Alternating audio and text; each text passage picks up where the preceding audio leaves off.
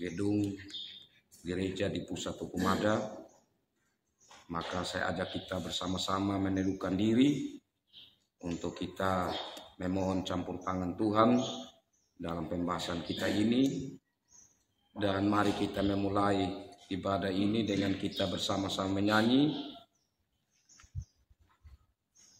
dari Kidung Jemaat 367 ayat 1. Kidung Jemaat 367 ayat 1. Padamu Tuhan dan Allahku ku persembahkan hidupku, dan kata-kata selanjutnya. Padamu Tuhan dan Allahku ku persembahkan hidupku, darimu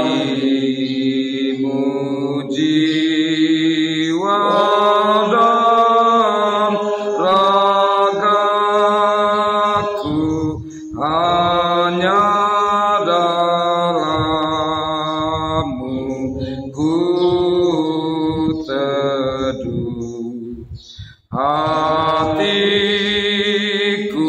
yang Engkau pulihkan, padamu juga ku berikan. Mari kita berdoa. Kami naikkan ungkapan syukur ke hadapan hadirat-Mu ya Tuhan. Karena kasih setia Tuhan yang begitu besar bagi dunia ini, terlebih khususnya bagi kami umat manusia yang sudah jatuh dalam dosa. Tuhan memberi diri Tuhan, mempersembahkan diri-Mu lewat Yesus Kristus untuk supaya kami dipulihkan, supaya kami kembali menjadi ciptaan-Mu yang mulia dan yang memuliakan Tuhan.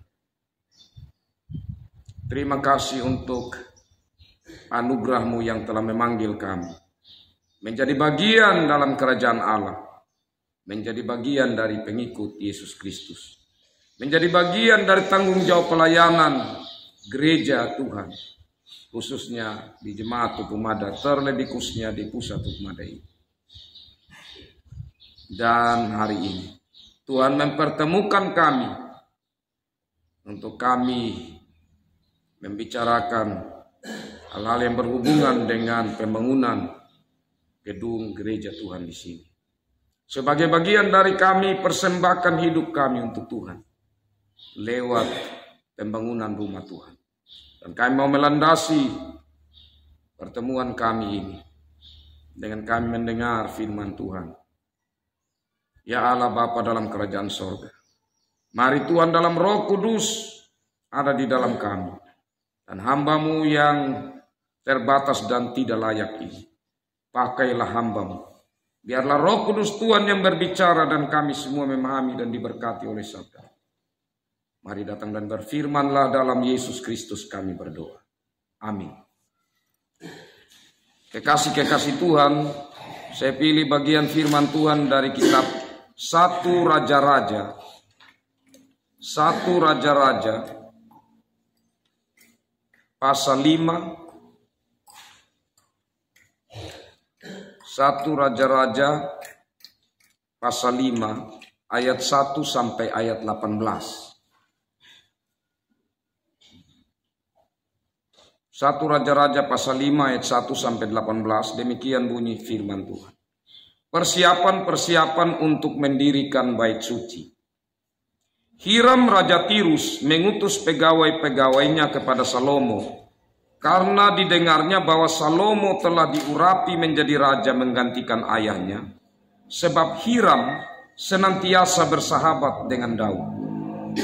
Lalu Salomo mengutus orang kepada Hiram dengan pesan, "Engkau tahu bahwa Daud ayahku tidak dapat mendirikan sebuah rumah bagi nama Tuhan Allahnya, oleh karena musuh-musuhnya memerangi dia dari segala jurusan, sampai Tuhan menyerahkan mereka ke bawah telapak kakinya. Tetapi sekarang Tuhan Allahku telah mengaruniakan keamanan kepadaku di mana-mana. Tidak ada lagi lawan dan tidak ada lagi malapetaka menimpa. Dan ketahuilah, aku berpikir-pikir hendak mendirikan sebuah rumah bagi nama Tuhan Allahku, seperti yang dijanjikan Tuhan kepada Daud ayahku. Demikian, anakmu yang hendak kududukkan nanti di atas tahtamu menggantikan engkau. Dialah yang akan mendirikan rumah itu bagi namaku. Oleh sebab itu perintahkanlah orang menebang bagiku pohon-pohon aras dari gunung Libanon. Dan biarlah hamba-hambaku membantu hamba-hambamu. Dan upah hamba-hambamu akan kubayar kepadamu seberapa juga kau minta. Sebab engkau tahu bahwa di antara kami tidak ada seorang pun yang pandai menebang pohon sama seperti orang Sidon. Maka segera sesudah Hiram mendengar pesan dari Salomo itu, ia sangat bersuka cita serta berkata, terpujilah Tuhan pada hari ini, karena ia telah memberikan kepada Daud seorang anak yang bijaksana untuk mengepalai bangsa yang besar ini. Lalu Hiram mengutus orang kepada Salomo mengatakan, aku telah mendengar pesan yang kau suruh sampaikan kepadaku tentang kayu aras dan kayu senobar. Aku akan melakukan segala yang kau kehendaki. Hamba-hambaku akan membawanya turun dari gunung Libanon ke laut, dan aku akan mengikatnya menjadi rakit-rakit di laut, untuk dibawa sampai ke tempat yang akan kau tunjukkan kepadaku. Kemudian akan kusuruh bongkar semuanya di sana, sehingga engkau dapat mengangkutnya. Sementara itu, engkau hendaknya menyediakan makanan bagi seisi istanaku seberapa yang ku kehendaki. Demikianlah Hiram memberikan kayu aras dan kayu sanobar kepada Salomo seberapa yang dikehendakinya. Lalu Salomo memberikan kepada Hiram 20.000 kor gandum, bahan makanan bagi seisi istananya, dan 20 kor minyak tumbuk. Demikianlah diberikan Salomo kepada Hiram tahun demi tahun. Dan Tuhan memberikan hikmat kepada Salomo seperti yang dijanjikannya kepadanya. Maka damai pun ada antara Hiram dan Salomo. Lalu mereka berdua mengadakan perjanjian. Raja Salomo mengarahkan orang Rodi dari antara seluruh Israel. Maka orang Rodi itu ada 30.000 orang. Ia menyuruh mereka ke gunung Libanon. 10.000 orang dalam sebulan berganti-ganti. Selama sebulan mereka ada di Libanon, selama 2 bulan di rumah. Adoniram menjadi kepala Rodi. Lagi pula Salomo mempunyai 70.000 kuli dan 80.000 tukang pahat di pegunungan. Belum terhitung para mandor kepala Salomo yang mengapalai pekerjaan itu, yakni 3.300 orang banyaknya yang mengawasi rakyat yang mengerjakan pekerjaan itu. Dan raja memerintahkan supaya mereka melinggis batu yang besar, batu yang mahal-mahal untuk membuat dasar rumah Tuhan itu dari batu pahat.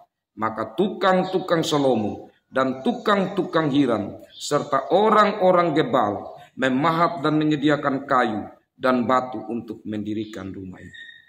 Demikian bagian sabda Tuhan. Berbahagialah kita yang selalu rindu firman Tuhan dan memelihara dalam hidup kita. Shalom. Kekasih-kekasih Tuhan, kita bersyukur karena kita sudah mendapat kesempatan untuk memulai proyek Tuhan dalam pembangunan gedung ibadah hari ini. Karena apa yang digumuli, saya tahu atau saya ingat dari rencana yang lalu, itu mulai tahun 2017. Rencananya tahun 2025, minta maaf, 2000 saya lupa. Intinya dari 2018, 19, 20, 21, 22, 23 itu sudah harus bangun. Itu rencananya 5 tahun. Jadi mulai tahun 2018 itu diminta untuk setiap rumah tangga. Waktu itu 250.000 1 tahun. Jadi kalau sudah 5 tahun sudah berapa? 2023 kita sudah bangun fondasi, itu rencananya. Tetapi kenapa itu dia seperti gagal? Itu setelah dipikir-pikir, ini karena hanya apa yang dipikirkan oleh panitia dan kemudian disodorkan kepada warga jemaat. Karena itu maka hari ini itu lebih kepada panitia mau mendengarkan apa kata kita. Dia terbalik. Nah, apa kata kita? Kiranya itulah yang Tuhan sedang rencanakan bagi jemaat Hukumada, terlebih khususnya pusat Hukumada ini. Nah, sehubungan dengan firman Tuhan ini, kekasih-kekasih Tuhan. Bagian yang pertama, Tuhan telah menentukan siapa nanti yang harus memulai untuk pembangunan rumahnya.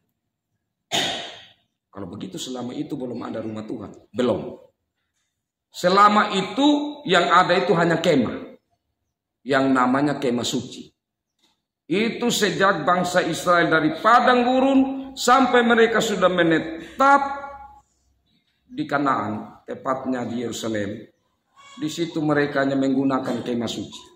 Di mana dalam kemah suci itu ditempatkan tabut perjanjian. Lalu saat Raja Daud memimpin bangsa Israel, ada kerinduan yang besar oleh Raja Daud untuk membangun bait suci. Tapi Tuhan bilang, minta maaf ya Daud, engkau memang raja yang luar biasa. Tetapi tanganmu penuh dengan darah. Karena banyak terjadi peperangan yang engkau harus pimpin. Karena itu nanti saat anakmu Salomo. Artinya di sini Tuhan mempercayakan pembangunan rumahnya itu tidak gampang. Dia akan mempercayakan kepada siapa. Dan itu kenapa dia harus mempercayakan kepada orang itu. Dalam hal ini kekasih-kekasih Tuhan, kalau sampai pembangunan rumah ini dan kita mulai hari ini dan kita mohon biarlah Tuhan memberkati, dan kalau Tuhan berkenan kitalah yang dipakainya, itu hal yang luar biasa. Kenapa luar biasa?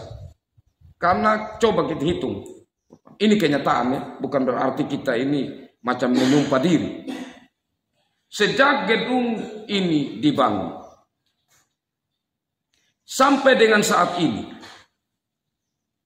berapa saudara-saudara kita yang sudah berjuang tapi sudah tidak ada lagi. Itu masanya mereka. Mereka punya masa.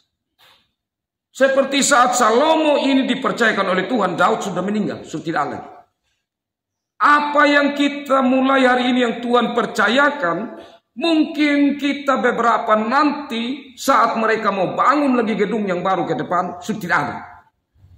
Tapi kita bersyukur karena kepercayaan itu Tuhan berikan. Itu yang pertama. Hal yang kedua di sini kekasih-kekasih Tuhan. Salomo ini ya, ibarat kalau kita saat ini itu panitia yang secara khusus diberikan kemampuan oleh Tuhan untuk melihat bagaimana untuk nanti membangun sebuah kerjasama. Jadi Salomo mulai mengingat siapa-siapa sahabat dari ayahnya Daud. Dan dia ingat seorang Raja Sidon bernama Hiram. Oh, ini saya punya bapak sahabat. Sedangkan di sana di tempat tinggalnya dia itu ada kayu yang kelas. Yang bagi dunia timur waktu itu. Itu kayu yang dipakai untuk bangun bangunan yang luar biasa. Baik istana. Demikian pun batu. Yang di ayat-ayat terakhir tadi di linggis. Itu batu yang kuat sekali. Karena itu dipakai sebagai dasar. Dan biasanya yang paling kuat itu Bapak Mama. Itu yang Tuhan ciptakan sendiri. Bukan buatan tangan manusia. Kalau buatan tangan manusia ini salah satu contohnya. Itu kalau batu cetak. Itu kan buatan tangan manusia. Dia menjadi batu cetak. Tapi kalau batu yang sudah Tuhan ciptakan dan itu yang dipakai. Seperti kalau kita contohnya membangun, orang bilang, saya tidak tahu. Tapi saya dengar-dengar bahwa kalau batu kali itu dia lebih kuat. Kan itu batu yang tanpa kita gali dan lain sebagainya untuk dia langsung, dan itu memiliki kekuatan yang luar biasa. Artinya di situ apa kekasih-kekasih Tuhan? Bahwa Salomo memikirkan bahwa ini yang dibuat adalah yang terbaik. Harus yang terbaik untuk Tuhan. Belum lagi kalau kita melihat nanti ukuran-ukurannya. Tidak gampang Bapak Mama. Karena ukuran-ukuran yang dibuat itu punya makna alkitabiah semua. Baik itu jumlah tiangnya, itu punya makna alkitabiah. Baik dia punya panjang lebarnya, punya makna alkitabiah. Itulah yang dipikirkan. Dan dalam bagian firman Tuhan ini yang berikut. Bahwa di sini orang-orang yang dipakai memang kebanyakan itu adalah orang-orang yang punya kemampuan yang ada di lingkungan bangsa Israel. Tapi tidak menutup kemungkinan dalam bagian firman Tuhan ini ahli-ahli dari tempat lain itu juga dilibatkan. Jadi dari jemaat Tukmada contohnya pusat, ini juga contohnya dari luar pusat ini seperti cabang. Kemudian juga bahkan dari luar jemaat Tukmada. Artinya di situ betul-betul orang-orang yang dipakai Tuhan dengan talentanya masing-masing. Nah, ini luar biasa kekasih-kekasih Tuhan. Untuk bagaimana memulai pembangunan rumah Tuhan itu. Dan yang paling terakhir, kerjasama. Kita melihat tadi ini begitu banyak orang diatur untuk bekerja sama. Meskipun pekerjaan itu dia membutuhkan mungkin hanya 1.000 orang. Tetapi dipakai 3.000 orang. Supaya apa? Supaya menjadi lebih ringan. Bahkan ada waktu istirahat. Kalau mereka sudah 1 bulan di sana kerja. Gilir lagi. Itu 2 bulan mereka di rumah. Ya seperti kalau kita lakukan yang lalu. Gilir week. Dan lain sebagainya. Ini cara-cara kerja yang luar biasa. Yang Tuhan sudah tetapkan. Lewat hikmat yang Tuhan berikan kepada Salomo dan tentunya orang-orang yang ada di sekitarnya. Yang membantu memberikan pertimbangan. Kiranya hari ini membawa makna tersendiri bagi kita. Bahkan dalam pertemuan ini kita menghasilkan satu semangat. Dan keputusan-keputusan. Yang mengarah untuk kita bangkit bersama. Untuk kita membangun apa yang menjadi kesepakatan kita bersama. Tuhan memberkati firman-Nya. Memberkati kita dengan hikmat-Nya. Dengan kasih-Nya. Dengan kekuatan-Nya. Dan kebersamaan. Untuk menjalani apa yang menjadi rencana kita. Khususnya di dalam pertemuan hari ini. Amin.